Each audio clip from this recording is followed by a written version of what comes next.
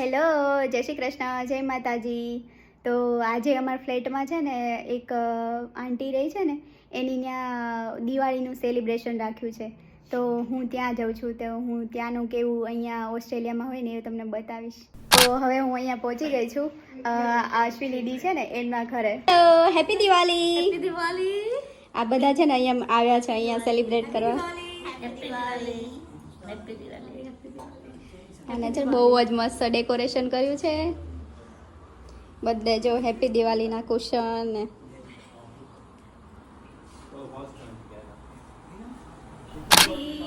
આઈ Diwali.